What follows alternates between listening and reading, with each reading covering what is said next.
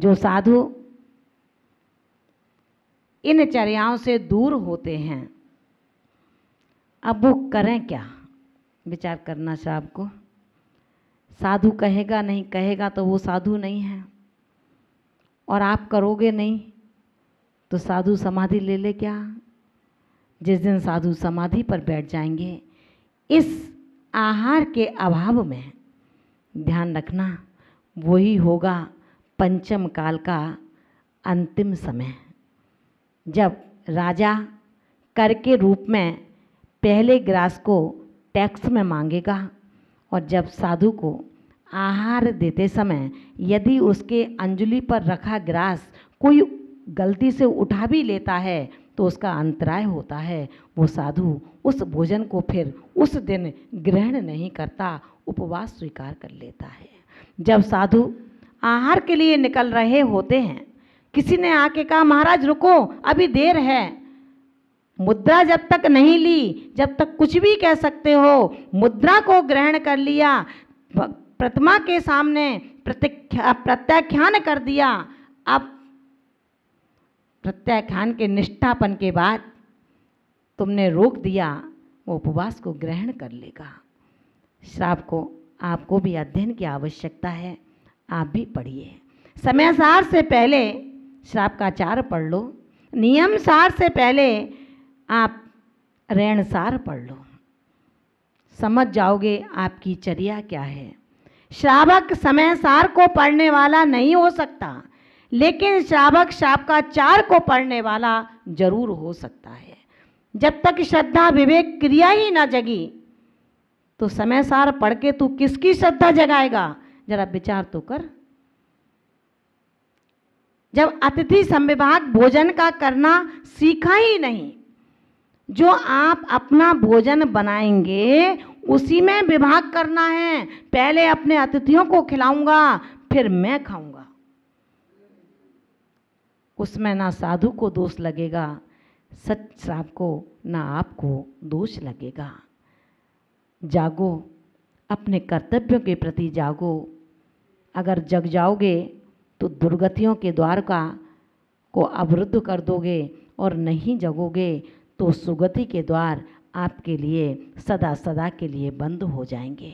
इन द्वारों को बंद ना करना, अपने आप में विचार करना कि मैं कैसे मोक्ष और मोक्ष मार्गी की रक्षा करूं। मोक्ष मार्ग को अगर चलाना है तो मोक्ष मार्गियों को संभालना होगा, अपने कर्तव्य की ओर ध्यान देना होगा, और जो मोक्ष मार्गी हैं उन्हें भी अपने कर्तव्यों से प्रति सूझना होगा, बूझना होगा। मोक्ष पाउड में कहा गया है, जो देहे निर्वेक्षो निंदो निम्ममो निरालंभो आदि सहाबे सुरवो जोई सो लह्य निब्बाणम। जो शरीर की ममता से रहित हैं और राग द्वेष से शून्य हैं, यह मेरा है, यह तेरा है, इस मेघा से, इस बुद्धि का जिसने त्याग कर दिया है, लौकिक व्यवहारों को छोड़ दिया है, सिर्फ आत्मा के स्वभाव में रत हैं, सच वही योगी निर्वाण दशा को प्राप्त होते हैं।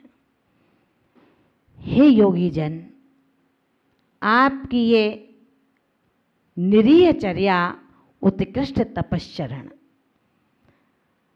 पूरे संसार के श्रावकों को ये प्रेरित करता है। जिसने अपने तन का मोह नहीं रखा, भला वो अब तेरे वेतन का क्या मोह रखेगा।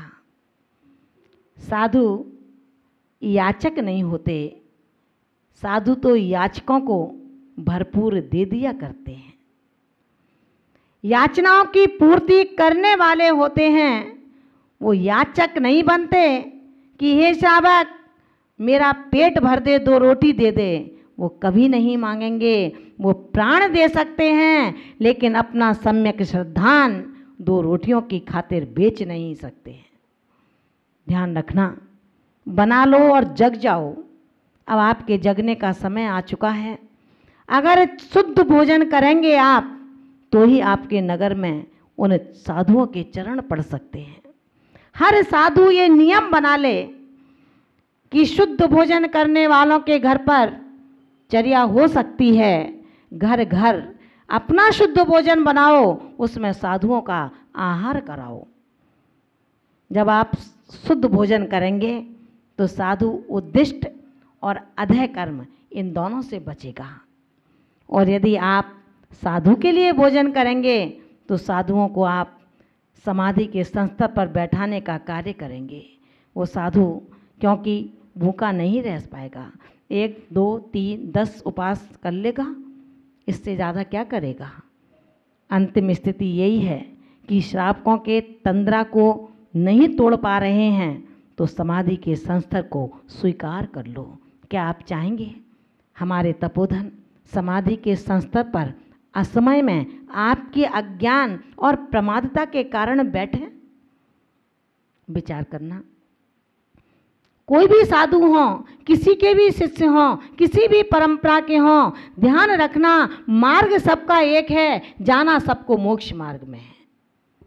क्या लेना देना आपको कि उनके गुरु हैं, हम चौका नहीं लगाते, आप क्यों पापों में पड़ते हो। आप तो न मोक्ष मार्गी के लिए रात दिन अहरनिश समर्पण रखो। जैसे ही सूचना आए कि आज मेरे नगर में, शहर में, मोहल्ले में तपोधन का आगमन हो रहा है, सबसे पहला चौका नहीं है, शुद्ध भोजन आप शुद्ध करें। अपने घर में आटा पीसें, अपने घर का पानी रखें, आपको कहीं जाना नहीं है। शुद्ध भोजन बना करके, सोले का भोजन बना करके आप अपना भोजन तैयार करें। जैसे ही पता लगेगा आप प्रतिग्रहण के लिए अपने दरवाजे पर खड़े हो जाएं।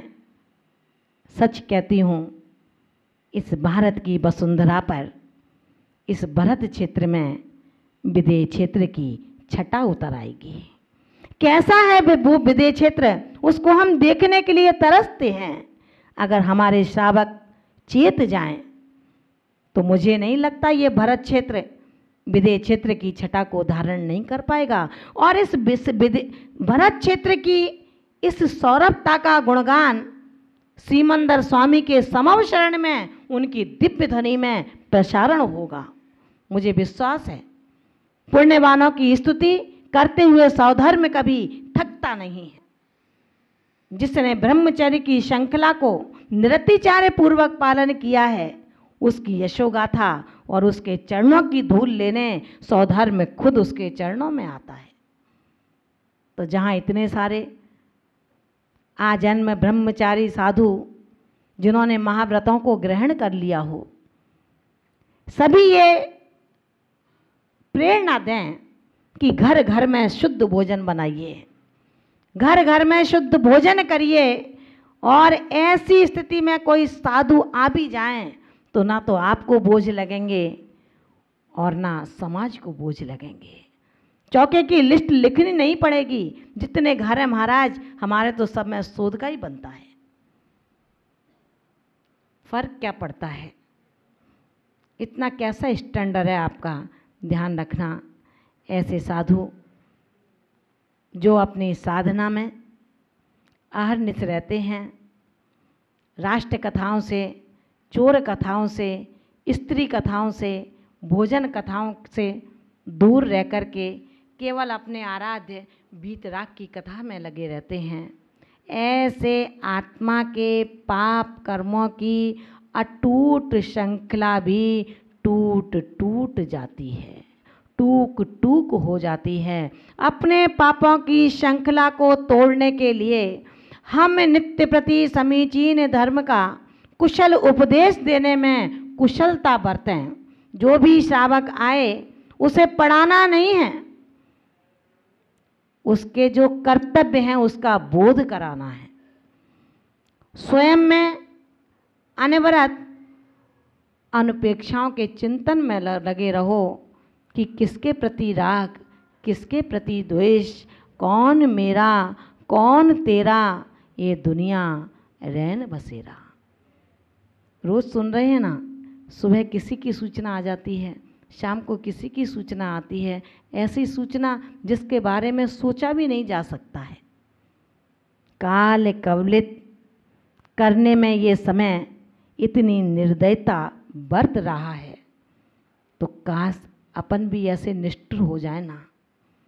आने दो कौन आता है, हम भी अपने साधना में इतने तल्लीन हो जाएं, छोड़ दें सारी इन पाप कथाओं को, छोड़ दें सारे उन सम्मेलनों को जो हमें रंगीन वस्त्रों के साथ बैठ कर के घंटों निकल जाते हैं, पता ही नहीं लगता है। अरे उनको पढ़ाने से पहले खुद तो पढ़ लो। संस्कारों को गढ़ने वाला ही संस्कार दे सकता है। प्रकाश युक्त ज्योति युक्त नेत्र अंधकार में रखे पदार्थ को बिना प्रकाश के अवलंबन से ला नहीं सकते, ढूंढ नहीं सकते। इसी तरह से सब कुछ आपके पास में मौजूद है, लेकिन फिर भी यदि हम उस सामने वाले श्रावक को ये बोध ना करा पाए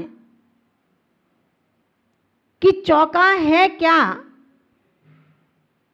उस चौके के माध्यम से जो आपको दोष लग रहा है, मैं नहीं कह रही हूँ, ये पंचसूना दोष का व्याख्यान आचार्य कुंद स्वामी ने भाप पाउड में किया है कि रे श्रावक, तुझको पानी भरने में, बुहारी करने में, पीसने में, ओखली करने में, अग्नि जलाने में जो पंचसूना दोष लगा है, उसको कहाँ धोएगा? तेरा पैसा वो पाप धोएगा क्या? किस दम में है?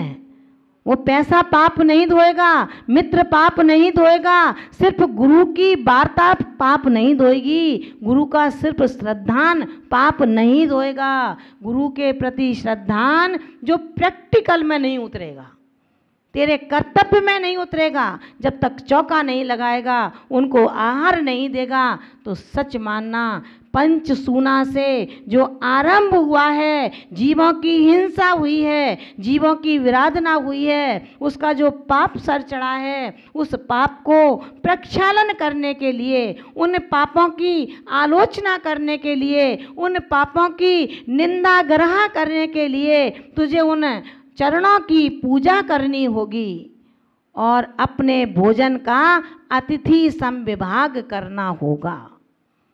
जब तक ये नहीं करेगा तब तक तू पापों से जुदा नहीं हो सकता है। उपदेशक उपदेश दे सकता है, गुरु शिक्षित कर सकते हैं। रत्नकरण साहब का चार यदि पढ़ा होगा तो आपको पता लगा होगा कि आचार्य समंत भद्र स्वामी ने गृहस्थों के लिए क्या उपदेश दिया, पाप कैसे धुलते हैं जो घर के कार्यों से उत्पन्न होते हैं। घर के कार्यों से आप अपने पंचसूना डेली साधु नहीं है जिनके चौका नहीं लग रहे, उनके यहाँ रोटी तो नहीं बन रही क्या, चूल्हे तो नहीं जल रहे उनके यहाँ, परांडे तो नहीं भरे जा रहे उनके यहाँ पर। विचार करना, वो पंचसूना कहाँ धुलेंगे। अब आपने आलोचना पाठ पढ़ दिया, धुल गए पाठ, पाप धुल गए क्या हैं? इतने सस्ते भी पाप नहीं है जो केले की तरह छीलो और खा जाओ, नींबू की तरह निचोड़ो और पी जाओ, इतने सस्ते भी नहीं है। उसके लिए कहा ग्रह कर्मणाप निचितम कर्म विमाष्टि खलु ग्रह विमुक्तानाम अतिथीनाम प्रति पूजा रुधिर मलम धावते बारी। जैसे रुधिर से सना हुआ वस्त्र रुधिर से नहीं धोया जा सकता है, उसके लिए बारी यानी कि जल की आवश्यकता है। जल कैसा? स्वच्छ जल, उससे धोया जाएगा। इसी तरह ग्रह कर्मणापि निचितम, जो ग्रह के कर्म से, ग्रह के कार्यों से पाप कर्मों की निष्पत्ति हुई है, उन पाप कर्मों की निष्पत्ति को नाश करने का उपाय अतिथि नाम प्रति पूजा, अतिथियों की पूजा, उनका नवदा भक्ति पूर्वक आहार, जैसे स्वच्छ नीर रक्त से सने वस्त्र को धो देता है, उसी प्रकार अतिथियों की ये पूजा, ये आहार दान, अतिथि समविभाग तुम्हारे गृह कर्म के करते करते जो पापों का उपार्जन होता है उनको धो डालता है। धोना है पापों को या पापों की गठरी लेकर के जाना है, विचार करना। अगर धोने की इच्छा हो तो अपने घर में कह दो कि हम शुद्ध भोजन करेंगे, तह जिंदगी शुद्ध भोजन करेंगे। कभी शादी है, घर में कोई कारण है, उस समय की छुट्टी रख लो, क्योंकि बहुतायत में हम शुद्ध नहीं खिला सकते, लेकिन 2, 4, 10, 20 को तो शुद्ध खिला सकते हैं। तो आप ये निर्णय कर लें कि हमें भी शुद्ध भोजन करना है, अपने अधः कर्म, अपने पंचसूना पापों से बचना है। तो आप सच्चे मायने में श्रावक बन जाएंगे। और यति जन ये विचार कर लें, उपवास ज़्यादा ना हो तो ना करें, लेकिन ऑर्डर देने से बचें, आदेश देने से बचें, संकेत देने से बचें कि आज ये हो जाए, मुझे वैद्य ने ये बताया है। श्रावक का कर्तव्य है वैद्य को लेकर के आए, और जो वैद्य ने बताया हो वो चौके में जाकर के कह दे कि आज अमुक साधु को ये देना है, इनको ये परेशानी है। आप अपने आप नहीं कह सकते कि वैद्य मुझे कह गए हैं कि ये चीज़ लेना है तुमको, तो क्या हम कहेंगे जाके चौके में कि आज मुझे ये देना? जब मेरे निमित्त से कुछ बना है हम उसको ग्रहण नहीं कर सकते, तो कह करके बना करके भला उसे लेंगे। तो ध्यान रखना, चाहे वो 10 साल की साधना हो, चाहे वो 2 साल की साधना हो, चाहे वो 5 साल की साधना हो, वो साधना आपकी मिट्टी में धूमिल हो जाएगी, उसका कोई फल आपको प्राप्त नहीं होगा। इसलिए अपनी दृढ़ इच्छा शक्ति से हम अपने आप में इतने मजबूत हो जाएं, इतने दृढ़ हो जाएं, क्योंकि जो बीमारियां आज हैं ये एक दीक्षा से पहले भी थीं। उस समय भी हम क्या करते थे, आज वो ही करो जो तुम्हारे व्रतों में दोष ना लगाए और आपकी साधना को निरंतर उत्तरोत्तर वृद्धिंगत करता रहे। आपकी साधना धर्म की औषधि से वृद्धिंगत होगी, पुण्य बढ़ता जाएगा, पाप क्षय होता जाएगा। जब पाप क्षय होगा तो सिर्फ बचेगा पुण्य। फिर आपके धर्म की, आपके आचरण की यशोगाथा हम नहीं, श्रावक नहीं, देवेंद्र भी अपने मुख से गाएंगे। इन्हीं भावनाओं को समझते हुए हम श्रावक और साधु दोनों ही अपनी अपनी चर्या को समझें। अधः कर्म और श्रावक अपने कर्तव्यों से जुड़े। शुद्ध भोजन की परंपरा हर देश, नगर, गांव में, मोहल्लों में हो, ताकि वो आने वाले आगत अतिथि अधः कर्म और उद्दिष्ट कर्म के दोषों से बाधित न हो पाएं।